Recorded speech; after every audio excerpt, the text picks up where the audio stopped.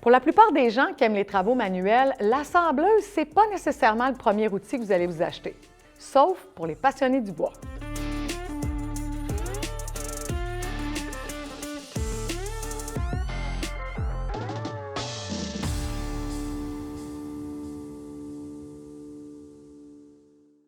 Comme ébéniste, l'assembleuse, ça se trouve être le prolongement de ma main.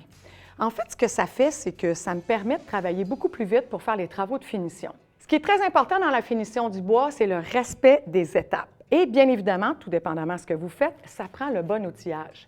J'ai Guillaume avec moi qui va venir vous présenter différents modèles.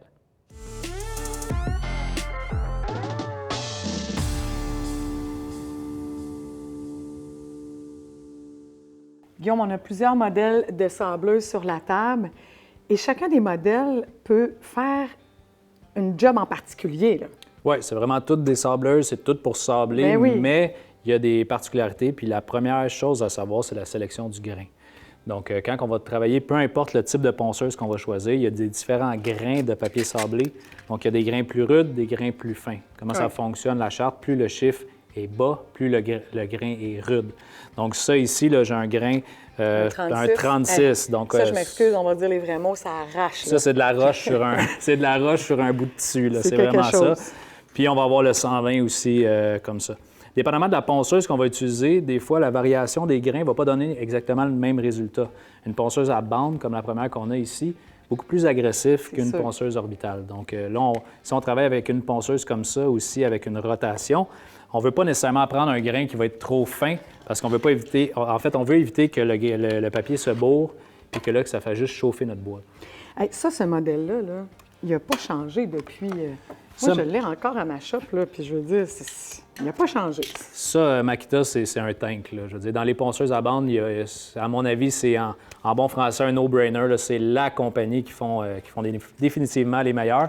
On en voit de plus en plus sur le marché. Là, ça s'intègre à la batterie aussi, mais ça consomme beaucoup. Ça prend une batterie qui a une forte autonomie pour faire fonctionner une ponceuse comme ça. Ah oui, j'avoue.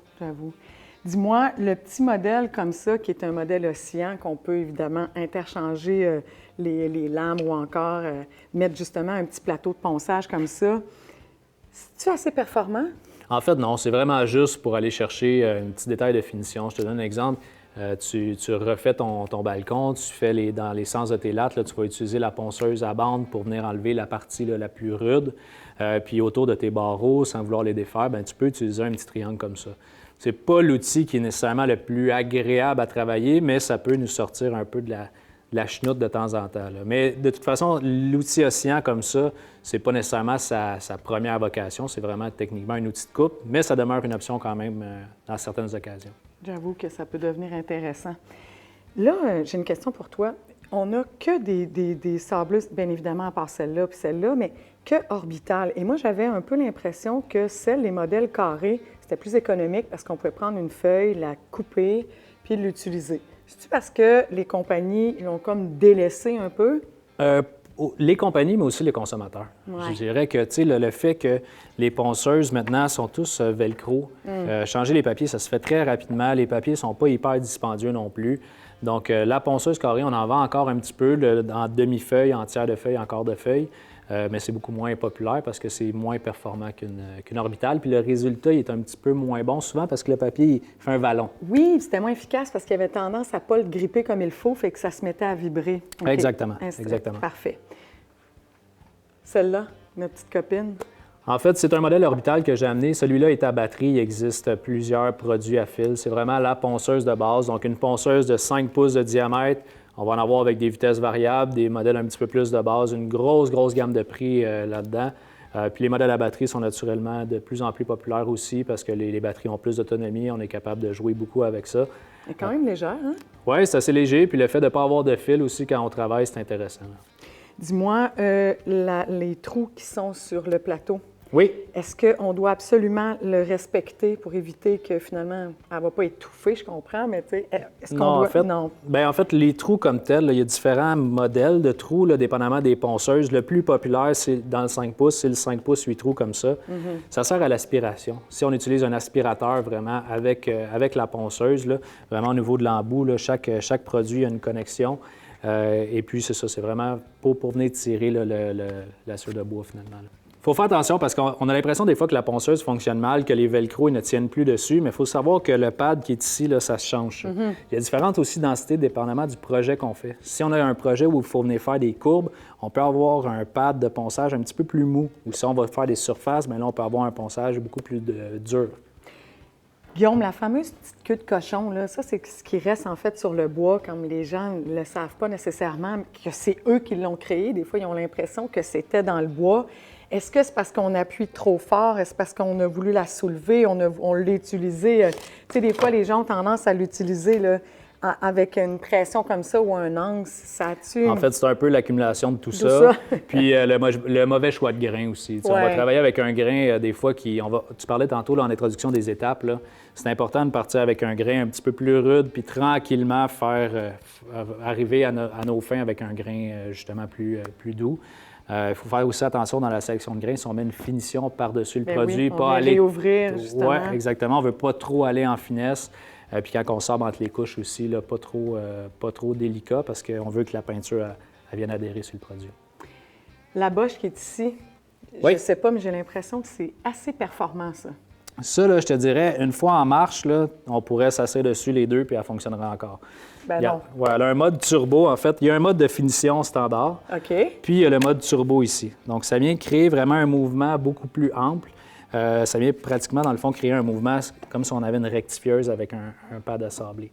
Donc, je comprends qu'elle est différente de celle à bande, mais je veux dire, on pourrait aller enlever de la matière, là, vraiment beaucoup, un peu comme celle-là. Là. Oui, exactement, okay. Exactement. Si on part, disons, d'un bois nu qui a été tellement coupé... plus légère, là. Oui, effectivement.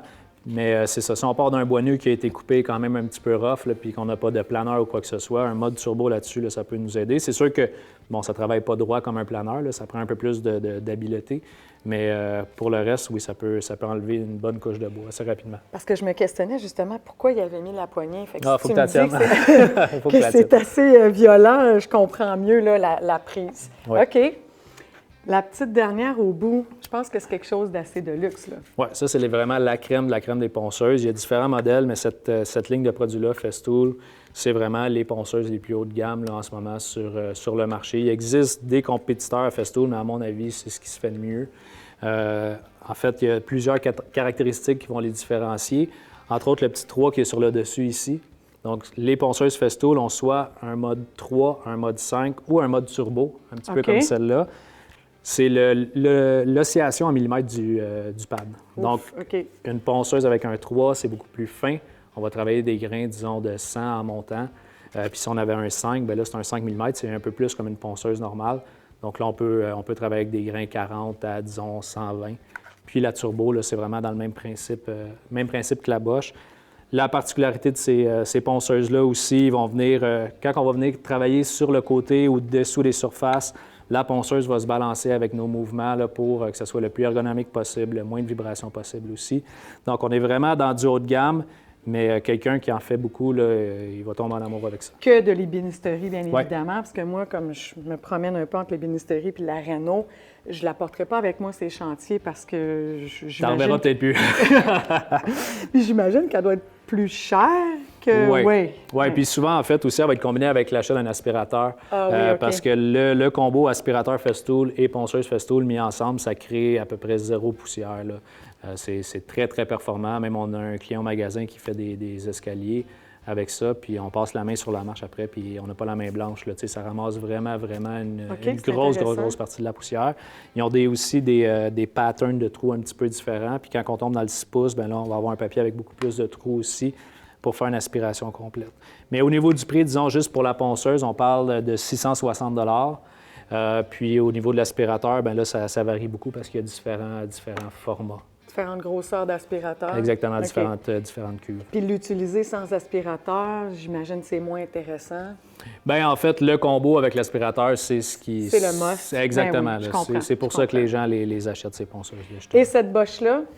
Boche comme ça, on va être autour de 350 à 400 $. Un petit peu dans le même prix, un petit peu moins cher quand même, la ponceuse à bande, plus autour de 300 325. La ponceuse, comme celle-ci, un 5 pouces, que ce soit à batterie ou à fil, disons un modèle à batterie sans batterie, juste l'outil seul, ou à fil, autour de 100 150 $. Là, on peut avoir quelque chose de vraiment intéressant, des fois avec un module de vitesse variable et tout. Puis l'outil Lui, oscillant, il y en c'est existe ça. de toutes les sortes aussi. Là. Donc, je dirais peut-être de 100 l'ensemble là, à du, il n'y a pas vraiment de fin, là, mais du 400 à 450 dans certains cas. Guillaume, en terminant, tu nous as parlé tantôt justement des grains. Puis moi, il y a quelque chose avec lequel, en fait, j'y touche moins, mais il y a un code de couleur pour celle-là. Oui, en fait, puis on pourrait avoir ce papier-là pour tous nos types de ponceuses, mais souvent, le papier bleu, c'est du papier avec un grain qui s'appelle le zirconium, puis c'est prévu pour les métaux. Donc, si vous avez du ponçage de métal à faire, allez-y pas nécessairement avec un grain prévu pour le bois, qui sont comme les bruns réguliers comme ça, mais allez-y vraiment avec un papier zirconium. Quand on travaille avec des disques, habituellement, les recettes là, rose et bleu, c'est plus tout usage. Ouais. Donc là, c'est un petit peu moins précis que la bande, mais dans la bande, on fait vraiment une grosse distinction. Une chose est certaine, j'ai plein d'outils à shop, j'ai plein de ponceuses, mais je m'aperçois sincèrement que je serais due pour des nouveaux modèles. Ben oui, c'est sûr. Nous, on en vend tous les jours à des gens qui en ont déjà. Ouais. C'est intéressant. C'est parfait. J'ai compris. Merci, Guillaume. Merci à toi.